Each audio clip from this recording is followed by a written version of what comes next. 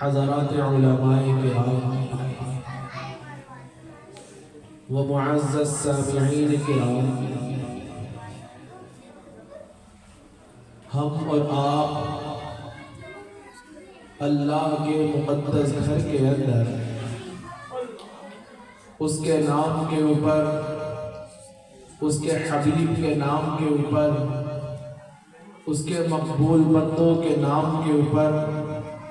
اپنی محفل کو سجا کر اور منعقد کر کر بیٹھ گئے ہیں۔ سب سے پہلے دربار خداوندی میں دست دعا بلند کریں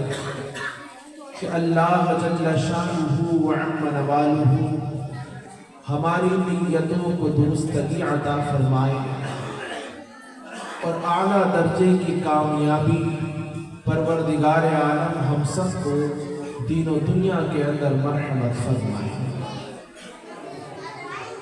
حاضرین بس، یہ محفل اللہ کے ایک محبوب اور مقبول بندے کے نام کی طرف منسوب ہے، جن کو سیدنا شیخ عبد القادر جیلانی کریم الطرفین حسنی حسینی علیہ الرحمت والرضوان کہا جاتا ہے۔ بہت ضروری ہے کہ اگر ہم نے کسی اللہ کے محبوب اور مقبول بندے کے نام پر اپنی محفل کو قائم کیا اور اس کی طرف منسوب کیا ہے، تو پھر اس کی سیرت کے حوالے سے، اس کی تعلیمات کے تعلق سے ہمیں جو باتیں کہنا ہے، ہمیں جو باتیں سننا ہے، اس سے کہیں زیادہ اس بات کے اوپر پرعزم ہو کر ہم اپنے مقام پر بیٹھ جائیں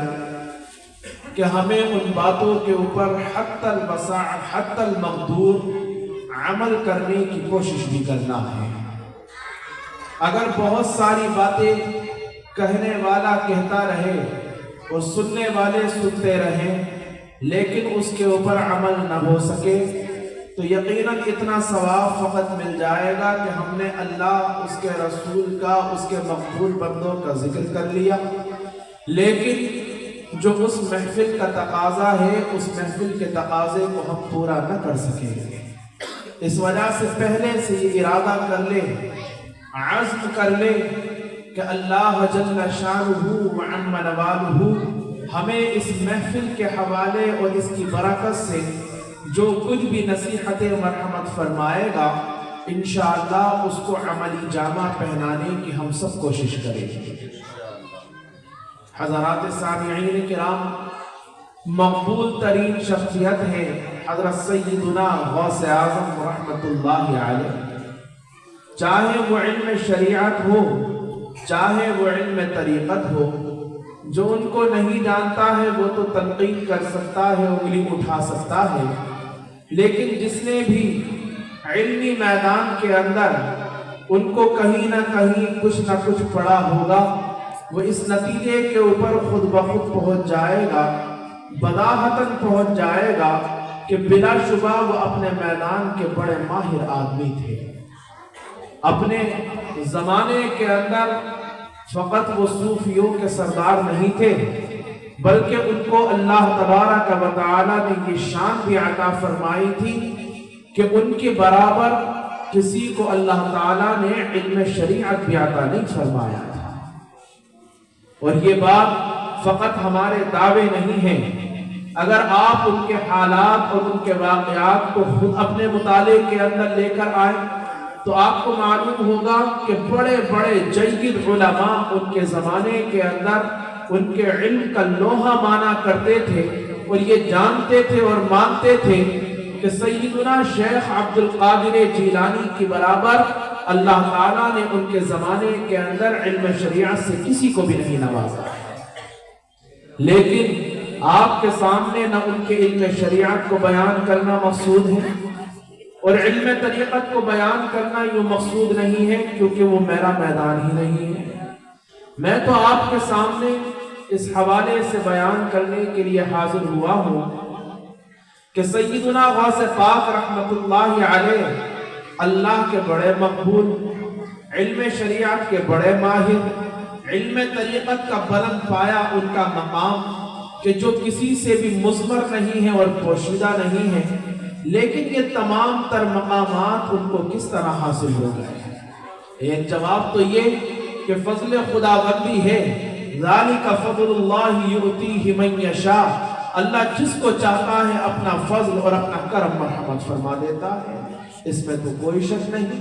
लेकिन दुनिया दारुल अस्बाब है, अगर आप अस्बाब के तहत देखें ना तो फिर उन वाक़यात की तरफ आपको तवज्जो करना होगी कि जो सय्यदुना गौसे पाक के वालिदैन के ऊपर वारिद हुए हैं, चाहे वो सेफ के हवाले से हो कि एक सेफ को भूख की शिद्दत के अंदर खा लेने के बाद उसका तदारुक करने के लिए और उसका बदला देने के लिए सालों एक बाप के अंदर मेहनत और मजदूरी करने के लिए तैयार हो गए, चाहे उनकी माँ के हवाले से हो कि जिसने अपनी आंख से कभी किसी नामहरीम को देखा नहीं, अपने कानों से किसी की गीबत सुनी नहीं, अपनी जबान से किसी के लिए कोई गलत बात कही नहीं, अपने हाथ को किसी हराम मकाम के ऊपर लेकर गई नहीं, अपने कदम को अल्लाह के खिलाफ कभी उठाया नहीं, जिसके बाप का हाल ये हो, जिसकी माँ की शान ये हो,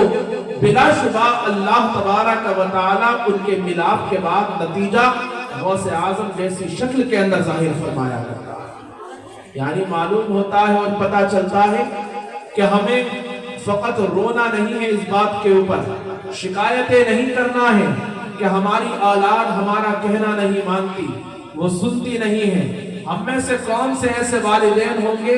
जो ये ना चाहते हो कि अगर मुअज्जिन की अजान की आवाज कोई मेरी औलाद सुने तो वो फकत सब काम को छोड़कर रुख अपना अल्लाह के घर की तरफ को कर ले। चाहते सब है ये, लेकिन ये याद रखें कि फकत चाहने से कुछ नहीं होता। जैसे हजरत अली ने एक मकाम पर कहा है अपने अरबी के शेर के अंदर, लौ काना हाज़ल इल्मु युद्रकु बिल मुना मा काना यबका फिल बरियति जाहिलून, कि अगर आरज़ुओं से सब कुछ हो जाता और इल्म हासिल हो जाता तो बिलाशुबा मखलूक के अंदर कोई भी लाइम और जाहिल नहीं रहता। हर एक को आरज़ू ये है कि मुझे बहुत कुछ इल्म हासिल हो जाए और मैं बहुत बड़ा आलिम बन जाऊं। लेकिन इरशाद फरमाया जो ये चाहता है कि उसको इल्म से नवाज दिया जाए तो उसको चाहिए कि वह तलबल उला सहिरल लयाली, कि वो अपनी रातों को अपना दिन बना ले, रातों को जाग जाग कर इस इल्म को हासिल करने की कोशिश करे। इन्नल्लाह ला युज़ीउ अजरल मुहसिनीन, क्योंकि अल्लाह तबारक व तआला मुहसिनीन के अजर को कभी ज़ाय नहीं फरमाया करता। अगर चाहत हमारी ये है कि हमारी औलाद नेक हो तो बिलाशुबा करना ये पड़ेगा कि हमें पहले खुद नेक होना पड़ेगा। जहां हम खुद नेक हो जाए और इस कुर्बानी को देने के लिए तैयार हो जाए कि मुअज्जिन की आवाज के ऊपर अपने गर्म बिस्तर को छोड़ दें, ठंडे पानी से वुजू करने के लिए अपने नफ्स को आमादा कर लें और अल्लाह के घर के अंदर उसके हुजूर खड़े होने को तैयार हो जाएं, तो फिर मैं दावे के साथ कह सकता हूं कि आपको जबान से अपनी औलाद को नमाज पढ़ने के लिए कहना नहीं पड़ेगा, बल्कि वो सिर्फ आपको देखकर खुद ब खुद नमाज के लिए अपने आप को तैयार कर देंगे। वो कहा गया एक मकाम के ऊपर किसी शायर ने अपनी रुबाई के अंदर कहता है कि तेरे होठों पे जमाने की बुराई कैसी, तेरे होठों पे जमाने की बुराई कैसी, एक कतरे की समंदर से लड़ाई कैसी, अपनी बिगड़ी हुई औलाद पे रोने वाले खुद जरा सोच खिलाई थी कमाई कैसी। पहले तो अपने आप को कुर्बानियों के लिए बंदे को तैयार होना होगा, फिर उसकी औलाद उसको देखकर खुद ब खुद उस रविश के ऊपर चलने लगेगी और कायम हो जाएगी। ये इत्तेफाक होता है कि कंकरों के अंदर कोई हीरा निकल आए, ये इत्तेफाक है कि हीरो के अंदर कोई कंकर निकल आए, लेकिन असबाब ये है कि जैसे आपकी जिंदगी होगी उसी रविश के ऊपर आपकी औलाद भी चलने वाली है। आमतौर पर हम अपने बच्चों को नसीहत करते हुए ये कहते हैं कि बेटे झूठ बोलना बुरी बात है, झूठ नहीं बोलना चाहिए। لیکن تھوڑی ہی دیر کے بعد اگر گھر کے دروازے کے اوپر کوئی آ جائے تو پھر باپ اپنے بیٹے سے کہلواتا ہے جاؤ جا کر کہہ دو کہ پاپا گھر میں نہیں ہے۔ اب آپ بتائیں انصاف کے ساتھ کہ ابھی تو آپ نے اس کو نصیحت کی تھی کہ جھوٹ بولنا بری بات ہے، اور پھر آپ نے اس سے خود جھوٹ بلوایا، اور اللہ تبارک و تعالیٰ بھی معصوم زبانوں سے لوگوں کو رسوا کراتا ہے۔ وہ بچہ دروازے کے اوپر جا کر کہتا ہے انکل پاپا کہہ رہے ہیں کہ پاپا گھر میں نہیں ہے۔ یہاں ذلت ہوتی ہے اور رسوائی ہوتی ہے کہ اللہ تبارک و تعالیٰ کے دین کا اور اس تعلیم کا کہ جس کو اس نے جناب محمد مصطفیٰ کو لے کر بھیجا ہے، اگر کوئی اس کا مذاق اڑائے تو پھر اللہ تعالیٰ اس کو لوگوں کے لیے مذاق بنا دیا کرتا ہے۔ حاضرین محفل، ایک بات تو یہ ہے غوث اعظم کی عظمتوں کے لیے اور ان کے بلند بالا مقام کے لیے کہ ان کے ماں باپ نے اپنے آپ کو نیکی سے وابستہ کیا۔ جس کے ماں باپ اور والدین اپنے آپ کو نیکیوں کے ساتھ وابستہ کر لیں، بلا شبہ اللہ تبارک و تعالیٰ اس نیکی کو منتقل اس کی اولاد کے اندر بے فرما دینے والا ہے۔ اور ایک بات یہ ہے کہ جو میرا آج کا موضوع ہے محل استشہاد ہے، عزیزم مفتی محمد دانش القادری صاحب نے آپ کے سامنے یہ بات ظاہر بھی کر دی کہ جیسے انہوں نے حکم دیا، ناظم جلسہ ہوتے ہوئے میں نے ان کے حکم کی تعمیل کی کہ سیدنا غوث پاک رحمت اللہ علیہ، اگر آپ ان کی زندگی کا مطالعہ کریں تو آپ اس نتیجے کے اوپر پہنچیں گے کہ ان کی جوانی انتہائی درجے گناہوں سے محفوظ ہو کر گزری ہے۔ اپنی جوانی کی انتہائی درجے انہوں نے حفاظت کی ہے۔ وہ جوانی کہ جس کے اندر لوگ اپنی خواہشات کو پورا کرنے کے لیے ہر جتن کرنے کو تیار ہوتے ہیں۔ غوث پاک رحمت اللہ علیہ کی وہ جوانی علم دین کے حصول کے اندر گزری ہے، یہاں تک کہ جب ان کی والدہ اجازت نہیں دیتی تھی کہ دور جا کر اور بغداد جا کر وہ جیلان سے تعلیم کو حاصل کرے تو انہوں نے ان کو قائل کرنے کے لیے ہر ممکن کوشش کی کہ میری اماں مجھے اجازت دے دے، میرا شوق ہے اور میں یہ چاہتا ہوں کہ شریعت محمدی کو حاصل کروں تاکہ اس کے ذریعے سے لوگ مجھ سے استفادہ کرنے والے ہیں۔ جوانی کو محفوظ رکھنا یہ ایک اہم ترین چیز ہے، ایک اہم ترین۔ سارا مدار اگر انسان کی زندگی کا کسی چیز کے اوپر ہے تو وہ اس کی جوانی کے اوپر ہے۔ اگر معاشرے کے اندر کوئی انقلاب اور تبدیلی بھی پیدا ہوتی ہے نا تو وہ جوانوں سے ہوتی ہے، بوڑھوں سے نہیں ہوتی۔ بزرگ ان کو مشورہ تو دے سکتے ہیں، بزرگ ان کی حوصلہ افزائی تو کر سکتے ہیں، لیکن اگر کوئی تبدیلی پیدا کرنا اپنے معاشرے کے اندر چاہتا ہے تو اس کو چاہیے کہ وہ آمادہ اپنے نوجوانوں کو کرے۔ نوجوانوں کا رخ جس طرف ہو جاتا ہے ہمارے معاشرے کا رخ بھی اسی طرف ہو جایا کرتا ہے۔ اللہ تبارک و تعالی قرآن مجید کے اندر تعریف کرتا ہے تو جوانوں کی تعریف کرتا ہے۔ آپ نے سنا ہے کہ سورہ الکہف ہے، 15ویں پارے کے اندر شروع ہوتی ہے اور 16ویں پارے کی ابتدا پر اس کی انتہا ہو جاتی ہے۔ کہف کے معنی غار کے ہیں۔ اللہ ذکر کرتا ہے اصحاب کہف کا، غار والوں کا، تو ارشاد فرمایا نحن نقص علیک نبأہم بالحق انہم فتیۃ آمنوا بربہم وزدناہم ہدی۔ ہم آپ کے سامنے حق قصہ اور واقعہ بیان کر رہے ہیں حبیب مکرم غار والوں کا۔ وہ جوان تھے، جوان، انہم فتیہ، یقیناً وہ لوگ جوان تھے، آمنوا بربہم، جو اپنے رب کے اوپر ایمان لے کر آ گئے تھے، وزدناہم ہدی، اور اللہ تبارک و تعالیٰ فرماتا ہے ہم نے ان کے ایمان کے اندر، ان کی ہدایت کے اندر خوب اضافہ فرمایا کہ جنہوں نے سارا مال و متاع تیاگ دیا، چھوڑ دیا۔ مدارک التنزیل ایک تفسیر ہے، اس کے اندر لکھا ہوا ہے کہ ان لوگوں کا عہدہ اور منصب یہ تھا کہ وہ بادشاہ کے 3 سیدھے ہاتھ پہ بیٹھتے تھے اور 3 الٹے ہاتھ کے اوپر بیٹھا کرتے تھے۔ بادشاہ اگر کوئی مشورہ کرتا تھا تو سب سے پہلے ان لوگوں سے کیا کرتا تھا اور اس کے بعد کسی حکم کو صادر کیا کرتا تھا۔ جہاں دل کے اندر ایک بات جاگزی ہو گئی، کہ ہم جن لوگوں کو پوچھتے ہیں اپنے ہاتھوں سے ان کو بناتے ہیں، کیا یہ چیز خدا بننے کے قابل ہے جو ہماری بات کو سنتی نہیں ہے، کہ جس کے آگے ہم کتنا بھی ڈنڈوت کریں وہ جواب نہیں دیتی؟ بس اس بنیاد کے اوپر انہوں نے اپنا تمام مال و متاع چھوڑا، منصب چھوڑا، اور اللہ کے نام کے اوپر سب کچھ چھوڑ کر نکل گئے۔ وہ شاعر ایک مقام پر کہتا ہے کہ اس مسافر کا رہے عشق میں لٹنا دیکھو، اس مسافر کا رہے عشق میں لٹنا دیکھو، سارا ساما ہو اور بے سر و ساما ہو جائے۔ اللہ تبارک و تعالی نے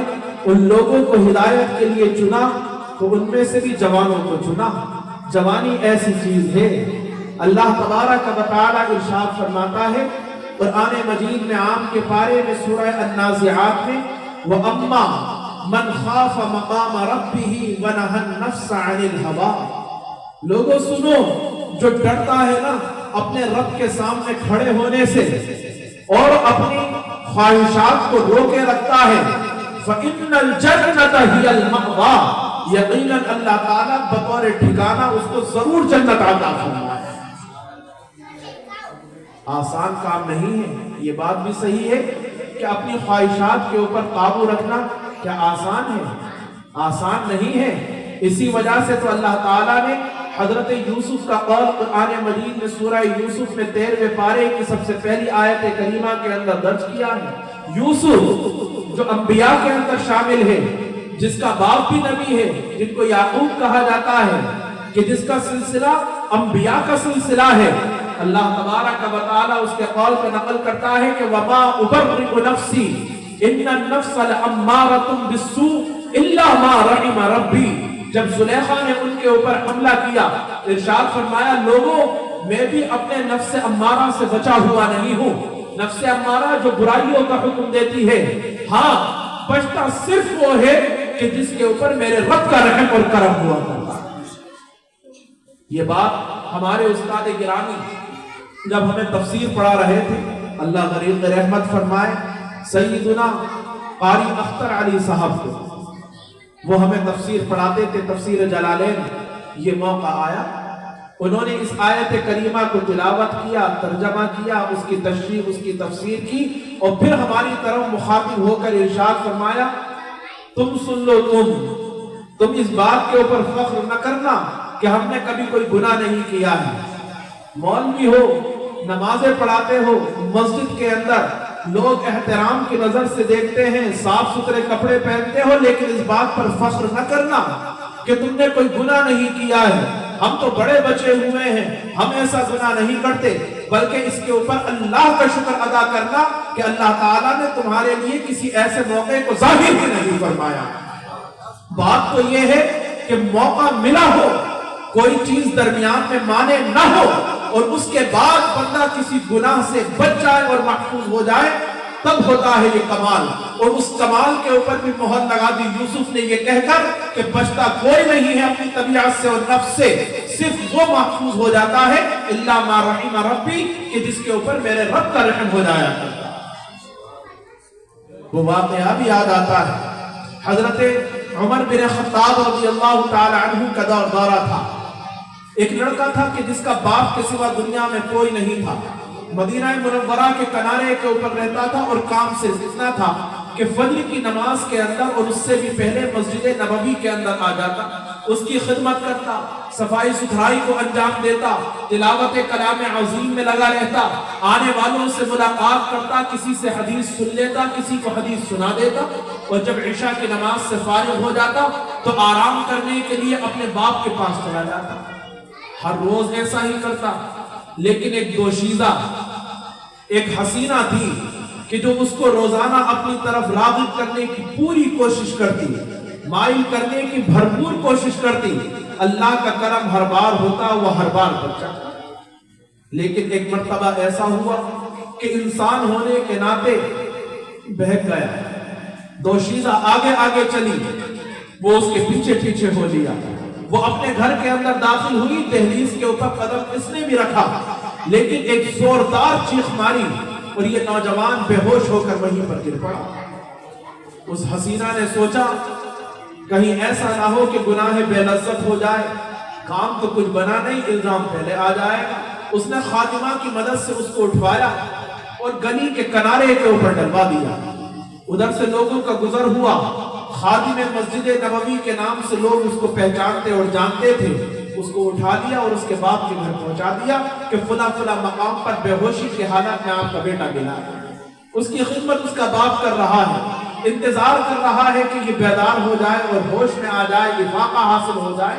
ہو گیا اس کو دیر رات افاقہ حاصل۔ اس نے پوچھا کہ بیٹے کیا گزری،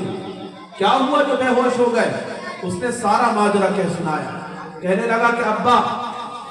ایسا ایسا ہوا، دل اس کی طرف مائل ہو گیا، گناہ کرنا چاہتا تھا کہ دہلیز کے اوپر قدم پہ رکھا کہ اللہ کا ایک فرمان یاد آ گیا، بس اس فرمان کی وجہ سے اللہ تعالیٰ نے میرے اوپر کرم فرما دیا۔ باپ نے کہا کون سا فرمان یاد آیا؟ وہی فرمان جو 9 پارے کے اندر سورہ الاعراف میں ہے، ان الذین اتقوا اذا مسهم طائف من الشیطان تذکروا فاذا هم مبصرون۔ یقیناً جو اللہ سے ڈرنے والے لوگ ہو نا، جن کے دل میں خشیت الہی اور خوف خداوندی ہو، جب شیطان کی جماعت ان کو چھوتی ہے اور وسوسے ڈالتی ہے، ان کو بہکانے کی کوشش کرتی ہے، وہ فوراً خدا کو یاد کرتے ہیں اور اللہ تبارک و تعالیٰ ان کی آنکھوں کو کھول دیتا ہے اور ان کی حفاظت فرما لیا کرتا ہے۔ اس نے پھر دل کی گہرائیوں کے ساتھ اس آیت کریمہ کو پڑھا اور اختتام کے اوپر پھر ایک چیخ ماری اور بے ہوش ہو کر ایسا گرا کہ ہلایا جاتا، اس کو اٹھایا جاتا، لیکن اس کی روح قفس عنصری سے پرواز کر گئی اور وہ تو مر گیا۔ اس کے باپ نے ارد گرد کے لوگوں کو بلایا، رویا، یہاں تک کہ اس کے لیے کفن دفن کا انتظام کیا اور فجر سے پہلے اس کی تدفین کر دی، کیونکہ رسول اللہ نے فرمایا اس کام کے اندر جلدی ہونا چاہیے۔ حضرت عمر بن خطاب فجر کی نماز میں مسجد نبوی میں تشریف لائے، لوگوں نے سارا رات کا واقعہ اور قصہ ان کو سنا دیا۔ وہ تعزیت کرنے کے لیے گھر آئے اور ارشاد فرمایا کہ کوئی میری رہنمائی اس کی قبر کی طرف نہیں کرے گا؟ لوگ قبرستان کے اندر لے گئے، بتایا عمر یہ ہے وہ قبر جس کے اندر اللہ سے ڈرنے والا مدفون ہے اور آرام کر رہا ہے۔ حضرت عمر نے اپنے انداز کے اندر جلال بھرے ارشاد فرمایا وَلِمَنْ خَافَ مَقَامَ رَبِّهِ جَنَّتَانِ، 27واں پارہ سورہ الرحمن، کہ اس شخص کے لیے کہ جو اللہ کے خوف کے اندر اس دنیا سے چلا جائے، جو اللہ کے سامنے کھڑا ہونے سے ڈرتا ہو، اللہ تعالیٰ اس کو ایک نہیں بلکہ اعزازاً 2 جنتیں عطا فرمائے۔ عمر نے ادھر سے یہ کہا کہ ان کی کرامت ظاہر ہوئی، قبر کے اندر سے آواز آئی امیر المؤمنین، اللہ نے اپنے وعدے کو پورا کر دیا ہے، مجھے مرتے ہی پروردگار عالم نے 2 جنتوں کا مالک بنا دیا۔ حضرات سامعین کرام، یہ ہے ان لوگوں کا مقام اور مرتبہ جو اپنی جوانیوں کی حفاظت کیا کرتے ہیں، جو اپنی جوانی کے اوپر داغ لگنے نہیں دیتے، جو اپنی جوانی کو اپنے ہاتھوں سے برباد نہیں کیا کرتے ہیں، ان لوگوں کے لیے اللہ اور اس کا رسول بشارت عطا فرما رہا ہے۔ کیا وہ واقعہ، وہ حدیث مبارک آپ لوگوں کے پیش نظر نہیں ہے کہ جس کے اندر میرے آقا یوں ارشاد فرماتے ہیں کہ اللہ تبارک و تعالی کل قیامت کے روز اس وقت جب عرش کے سائے کے سوا کوئی سایہ ہی نہیں ہوگا، 7 قسم کے لوگوں کو اللہ اپنے عرش کے سائے کے اندر مقام اور جگہ عطا فرمائے گا۔ امام ترمذی نے اس کو نقل کیا ہے، امام احمد بن حنبل اپنی مسند کے اندر اس کو لے کر آئے ہیں۔ وہ 7 قسم کے لوگ کہ جس کے اندر ایک انصاف پسند بادشاہ بھی ہوگا، وہ شخص بھی ہوگا کہ جس کا دل ہر وقت مسجد کے اندر لٹکا رہتا ہو کہ ظہر پڑھ کر گیا، عصر کی فکر لگی رہی، عصر پڑھ کر گیا، مغرب کے لیے اس کا دھیان مسجد کی طرف ہے۔ اگر مسجد کا کوئی پنکھا نہیں چل رہا ہے تو اس کو اپنے گھر کے پنکھے سے زیادہ اللہ کے گھر کے پنکھے کی فکر ہے۔ اگر یہاں جھاڑو نہیں لگی ہے تو اس کو اپنے گھر کی صفائی سے زیادہ اللہ کے گھر کی صفائی کی فکر ہے۔ ہر وقت اس کا دل، اس کا قلب معلق اللہ کے گھر کے اندر رہتا ہے۔ اللہ ایسے بندے کو عرش کے سائے کے اندر مقام عطا فرمائے گا۔ میرے آقا نے یہ بھی ارشاد فرمایا کہ ایک وہ شخص بھی ہوگا کہ جس کو حسین، جمیل اور منصب والی عورت اپنی طرف بلائے اور کہے کہ تم اپنی ضرورت کو پورا کرو، میری خواہش کو پورا کرو، فقال انی اخاف اللہ، اور وہ یہ کہہ دے کہ نہیں میں یہ کام نہیں کروں گا مجھے اللہ کا ڈر ہے، تو اللہ تعالیٰ ایسے بندے کو عرش کے سائے کے اندر مقام عطا فرمائے گا۔ میرے آقا ارشاد فرماتے ہیں وہ دو محبت کرنے والے جو اللہ کے نام پر ملتے ہیں اور اللہ کے نام پر جدا ہوتے ہیں، ان دونوں کو اللہ عرش کے سائے کے اندر مقام عطا فرمائے گا۔ وہ شخص جو تنہائی کے اندر اللہ کو یاد کرے، ففاضت عیناہ، اور اللہ کو یاد کرتے کرتے اس کی آنکھوں سے آنسو بہہ نکلے اور جاری ہو جائیں، اللہ ایسے بندے کو بھی جنت کے اندر اللہ تعالیٰ عرش کے سائے کے اندر مقام عطا فرمائے۔ لیکن بتانا تو وہ مقصود ہے کہ جو میرا محل استشہاد ہے، ان 7 میں سے ایک بندہ وہ بھی ہے کہ جو اس طرح اللہ کے نام کے اوپر خرچ کرتا ہے کہ اگر سیدھے ہاتھ سے کرے تو خبر الٹے ہاتھ کو بھی نہیں ہوا کرتی ہے۔ اور ایک وہ ہے وہ جوان نشأ فی عبادت اللہ، کہ جس کی جوانی پروان چڑھی ہو تو اللہ کی عبادت کے اندر پروان چڑھی ہو، اللہ تعالیٰ ایسے جوان کو اپنے عرش کے سائے کے اندر مقام عطا فرمائے۔ حاضرین محفل، حدیث مبارک کے اندر نہ جانے کتنی فضیلتیں ہیں ان جوانوں کے لیے کہ جو اپنی جوانی کی حفاظت کرنے والے ہیں اور اللہ کے ڈر سے اور خدا کے خوف سے حفاظت کرنے والے ہیں۔ میرے آقا نے ارشاد فرمایا، عبداللہ بن مسعود رضی اللہ تعالیٰ عنہ اس کے راوی ہیں، علامہ ابو عیسیٰ امام ترمذی نے جامع ترمذی کے اندر اس کو درج کیا ہے، حضور نے ارشاد فرمایا کہ جب تک اللہ 5 سوال کل قیامت کے روز ہر بندے سے کر نہ لے، اس کو اپنے سامنے سے ہٹنے نہیں دے گا اور ٹلنے نہیں دے گا۔ کون سے سوال ہیں وہ؟ ان میں سے ایک سوال یہ ہوگا کہ یہ بتاؤ کہ تم نے عمر کہاں گزاری، اپنی عمر کا حساب دو، تم نے اللہ کی رضامندی کے اندر گزاری یا خدا کی مخالفت کے اندر اور اس کی نافرمانی کے اندر اس عمر کو گزارا ہے؟ جواب دو۔ سوال ہوگا کہ یہ بتاؤ کہ تم نے مال کہاں سے کمایا، سوال ہوگا یہ بتاؤ کہ تم نے مال کہاں خرچ کیا، ایک سوال یہ ہوگا تم نے اپنے علم کے اوپر عمل کتنا کیا ہے یہ بتاؤ۔ تقریریں تو بہت کرتے تھے،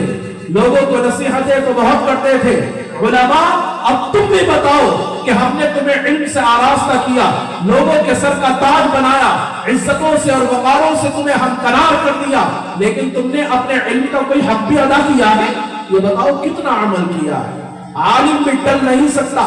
اللہ کے سامنے سے جب تک کہ وہ اس سوال کا جواب دینے والا نہیں ہے۔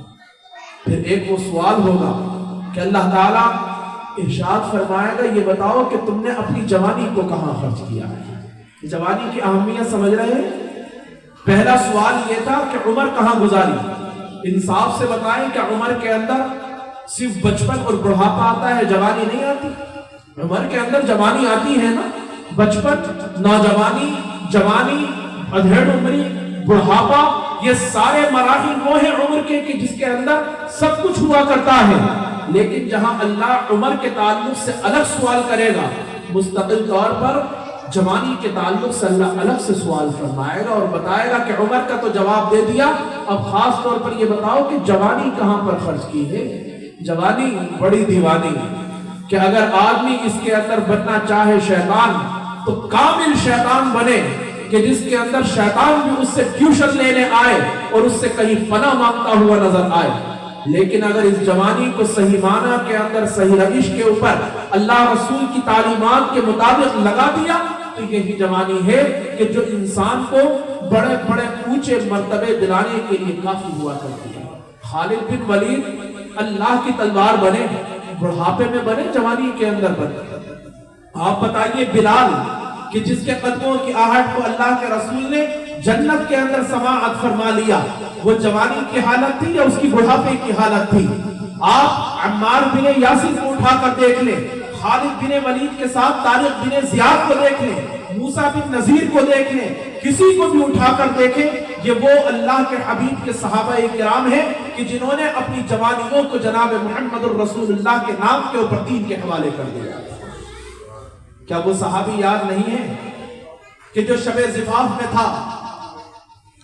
اور اعلان ہو گیا کہ اللہ کے نام کے اوپر اب لڑنے کے لیے نکلنا ہے اور جہاد کرنا ہے، بغیر غسل کے ہی نکل پڑے، وہاں جا کر شہید ہو گئے۔ وہ جوانی کا عالم تھا کہ ابھی نکاح ہوا تھا اور नापाकी की हालत के अंदर अल्लाह के हुक्म को पूरा करने के लिए चल पड़े थे। फिर अल्लाह के रसूल को वो मिल गए, सहाबाए किराम ने देखा कि उनके इर्द गिर्द पानी पड़ा हुआ है। मेरे आका ने इरशाद फरमाया ये वो है कि जिसके गुस्ल देने के लिए अल्लाह ताला ने आसमान से फरिश्तों को मुकर्रर फरमा दिया। हज़रात सामीईन किराम, अर्ज़ गुज़ार ये हूँ कि अल्लाह और उसके रसूल ने जहां पूरी उम्र हमें बहुत बड़ी नेमत की शक्ल में मरहमत फरमाई है, उनमें से भी अगर कोई सबसे आला तरीन नेमत का हिस्सा है तो वो जवानी है कि जवानी के ऊपर पूरी जिंदगी का दारो मदार है। बचपन का दौर है, उस वक्त शरीयत के हम मुकल्लफ नहीं हैं, और जब बुढ़ापा आता है तो उसके अंदर घुटने जवाब दे जाते हैं, नजर हमारा साथ नहीं देती, दिल थरथराने लगता और कपकपाने लगता है। कोई बैठकर नमाज पढ़ रहा है, कोई कुर्सी के ऊपर बैठा हुआ है, कोई इशारों से नमाज पढ़ रहा है। अगर कोई सबसे ज्यादा कीमती औकात है हमारी उम्र के तो वो जवानी के औकात है। इसी वजह से अल्लाह तबारक व तआला जहां उम्र का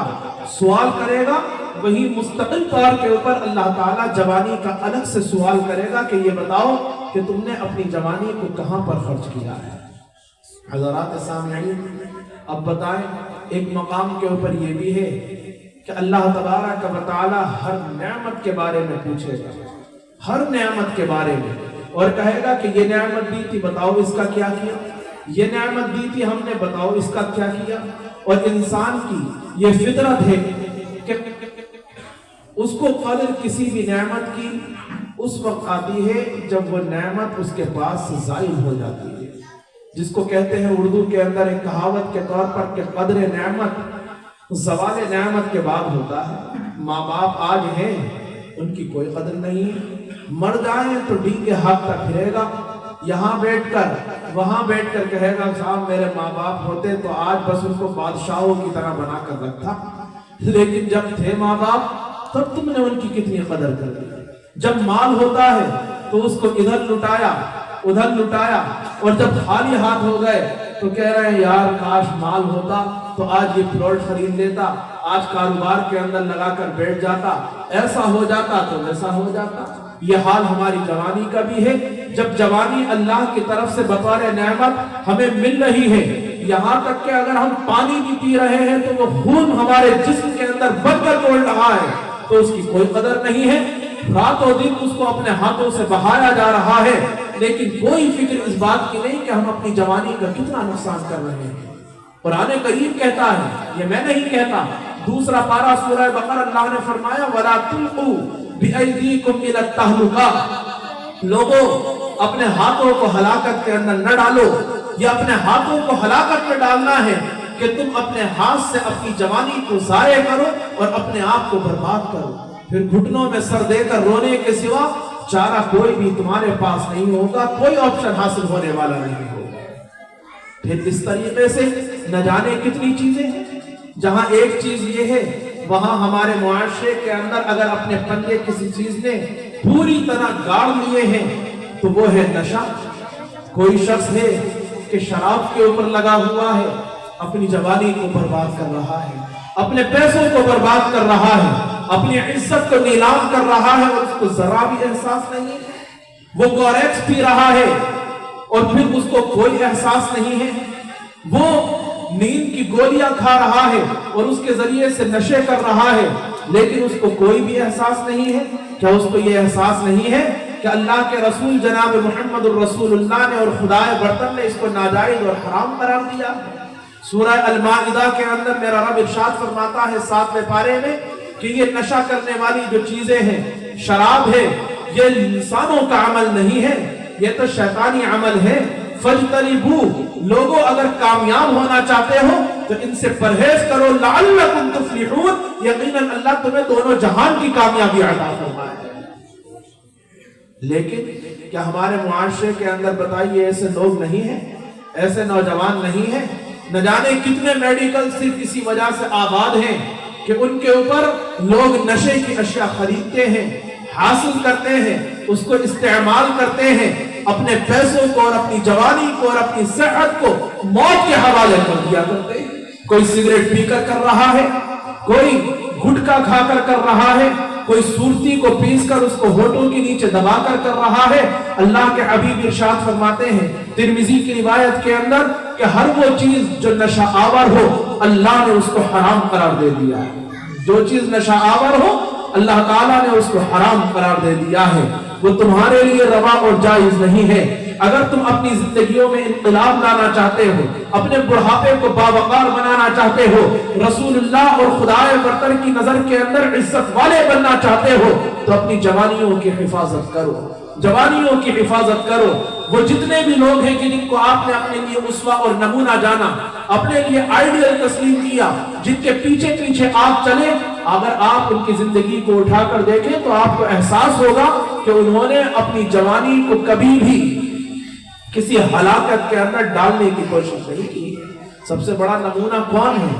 क्या रसूलुल्लाह की ज़ात अक़दस हमारे लिए नमूना नहीं है? तारीख लिखने वाले लिखते हैं कि अरब के अंदर वो दावत ही नहीं होती थी कि जब तक दस्तरखान के ऊपर कई किस्म की शराब को न रख दिया जाए। वो दावत नहीं होती थी जहां पर शराब के दौर बिल्कुल अलग तरीके से और एक मुस्तकिल दौर के ऊपर चलाए न जाए। कोई बात नहीं थी कि कोई अगर किसी बुराई के अंदर, जिना के अंदर अपने आप को मुब्तला करे तो कोई हरज की बात नहीं थी और उसको कोई भी ऐब की नजर से देखने वाला नहीं था। लेकिन रसूलुल्लाह सल्लल्लाहु अलैहि वसल्लम ने ऐलान नबुव्वत से पहले भी न कभी किसी बेहयाई को इख्तियार किया, ना ही जनाब मोहम्मद रसूलुल्लाह ने कभी शराब को हाथ लगाया। हालांकि उस वक्त शराब का पीना कोई ऐब नहीं था, लेकिन मेरे आका ने न कभी शराब को हाथ लगाया और ना ही कभी जिना की तरफ अल्लाह के रसूल मायूल हुए। हज़रात सामिईन किराम, ये तमाम बातें हमारे लिए अमली जामा पहनाने के लिए बड़ी आसान हो जाए, बस शर्त यह है कि हमारे अंदर एहसास पैदा हो जाए। अगर एहसास होगा तो यकीनन हम इन बातों के ऊपर अमल करेंगे, और अगर एहसास नहीं तो जलसा सजा दिया गया, बोलने वाले बोलकर चले जाएंगे, आपके मोहल्ले के तो है भी नहीं है। आपने सुन लिया, दामन को आपने झटका और झाड़ दिया और फिर बस ये कहते हुए कि साहब उनकी तकरीर बड़ी अच्छी थी, उनकी नात बड़ी अच्छी थी और उनका जलसा बड़ा अच्छा हुआ, इसके सिवा कोई भी फायदा हमें हासिल होने वाला नहीं होगा। और हासिल होगा जब इसको अमल के अंदर लेकर आएंगे, और अमल करना आसान होगा जब हमारे अंदर एहसास पैदा होता है। इस बात का एहसास कि अगर हम मुसलमान होकर शराब को हाथ लगाएं, अगर हम मुसलमान होकर बीड़ी सिगरेट के पीने वाले हो, अगर हम मुसलमान होकर बेहयाइयों को इख्तियार करने वाले हो, तो बताओ पूरी दुनिया के अंदर क्या पैगाम जाएगा कि अल्लाह और उसके रसूल के मानने वाले ऐसे होते हैं। कहां लोग आपकी किताबें पढ़ते हैं? कौन आपके कुरान का मुताला करता है? लोग इस्लाम को नहीं बल्कि मुसलमानों को देखकर इस्लाम की शनाख्त किया करते हैं, और अगर उन्होंने हमें देखकर गलत तरीके से इस्लाम को पहचाना तो उसके जिम्मेदार कोई और नहीं बल्कि उसकी जिम्मेदारी हमारे कांधों के ऊपर आ जाएगी। वो इकबाल एक मकाम के ऊपर कहता है कि फूल की पत्ती से कट सकता है हीरे का जिगर, फूल की पत्ती से कट सकता है हीरे का जिगर, मर्द नादा पर कलामे नर्म व नाजुक बेअसर। अगर एहसास हो ना, एहसास हीरे के अंदर,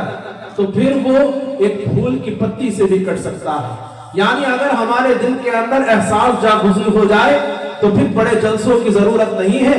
लंबी लंबी तकरीरों की जरूरत नहीं है, बल्कि बनने के लिए फकत एक छोटी सी सूरत, एक मुख्तसर सी आयत अपनी जिंदगी के अंदर इनकलाब लाने के लिए काफी है। इसकी दलील भी मेरे पास मौजूद है। कुरान मजीद की एक छोटी सी सूरत है, सूरह असर के नाम से। हजरत सैयदुना इमाम शाफिई रहमतुल्लाहि अलैहि इरशाद फरमाते हैं कि अल्लाह ने अगर पूरा कुरान नहीं उतारा होता, फकत इस सूरत को उतार दिया होता, तो इंसानों की रहनुमाई के लिए फकत ये सूरत ही काफी होता। लेकिन एहसास न होने की वजह से मुझ जैसा नाहंजार और नालायक का हाल तो ये कि पूरे कुरान की तफसीर भी कर दे, तफसीर सुन भी ले, 20 साल इस मैदान के अंदर गुजार भी दे, लेकिन जो इनकलाब आना चाहिए वो इनकलाब 20 साल के बाद भी जिंदगी के अंदर ना आए। اور ایک ایسا ہوتا ہے بندہ کہ 2 جملے اس کے اوپر اثر کر جاتے ہیں اور پوری زندگی اس کی پلٹ جاتی ہے۔ اب سے 3 سال پہلے تمڑیا ایک گاؤں ہے شہزاد نگر کی طرف بریلی روڈ پر، وہاں پر استاد گرامی پیر و مرشد حضرت اللہ مولانا مولوی محمد ریحان خان صاحب کا بیان ہوا ربیع الاول کے موقع پر۔ مول صاحب کی تقریر کے جملے میرے ذہن کے اندر ابھی تک نقش ہیں کہ وہ یہ کہہ رہے تھے کہ ہائے انسان اور مسلمان کہ کیا حال ہے اس کا، وہ اپنی اس زبان سے گالی دے دیتا ہے،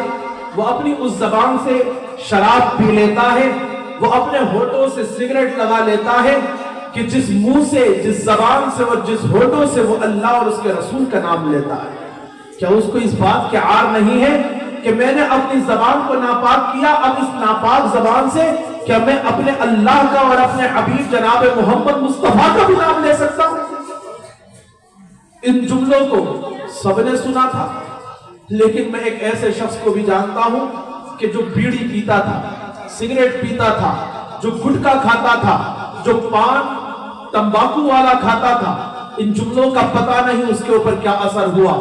آج پورے 2.5 سے 3 سال ہو گئے ہیں، لیکن اس آدمی نے کبھی تمباکو کا کوئی پان بھی اپنی زبان کے اوپر نہیں رکھا۔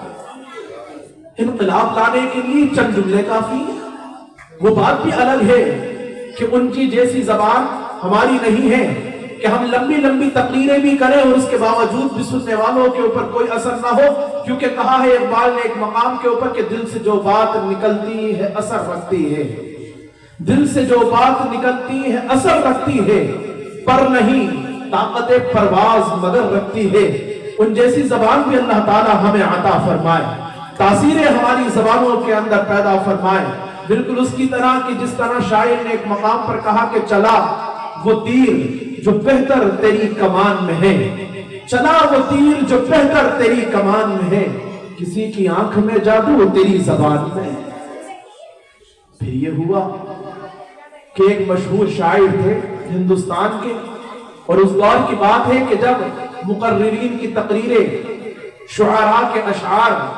اور خبریں لوگ ریڈیو کے اوپر پوری دنیا کے اندر سنا کرتے تھے، اس کے علاوہ ذرائع ابلاغ میں کوئی چیز ایجاد نہیں ہوئی تھی،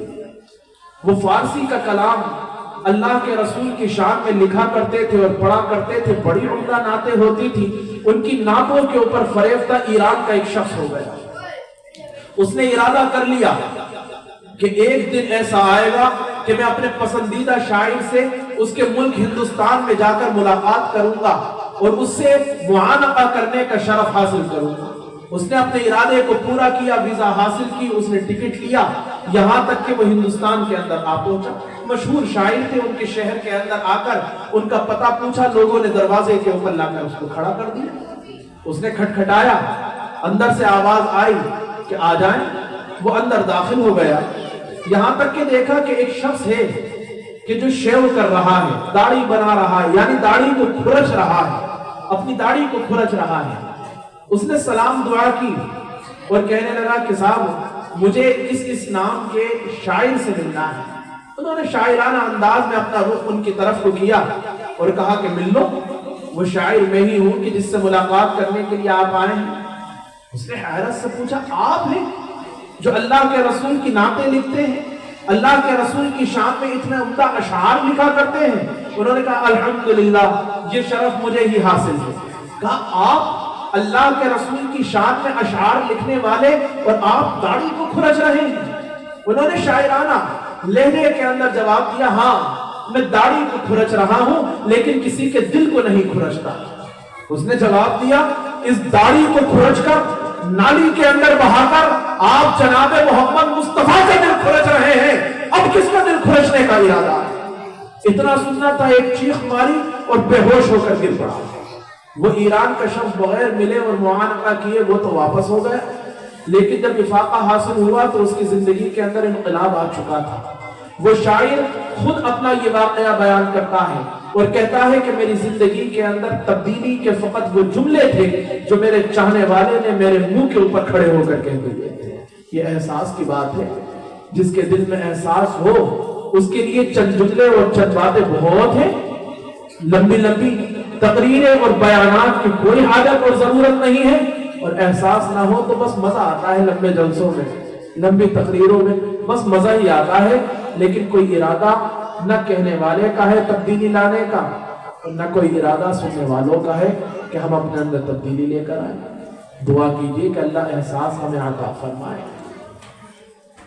एहसास अमल की चिंगारी जिस दिल में फरोजा होती है, एहसास अमल की चिंगारी जिस दिल में फरोजा होती है, उस लब का तबस्सुम हीरा है, उस आंख का आंसू मोती है। अल्लाह तबारक व तआला हमें अपनी जवानियों की हिफाजत की तौफीक अता फरमाए। हर वो काम कि जिसको अल्लाह और उसके रसूल ने मना किया है, अल्लाह हमें खुशदिली के साथ उसको छोड़ देने की तौफीक अता फरमाए और अल्लाह तबारक व तआला हमें बेहतरीन तर्ज के ऊपर शरीयत के मुताबिक अपनी जिंदगी को बसर करने की एहसास के साथ तौफीक अता फरमाए। आमीन व आखिर दावाना अनिल हम्दुलिल्लाहि रब्बिल आलमीन।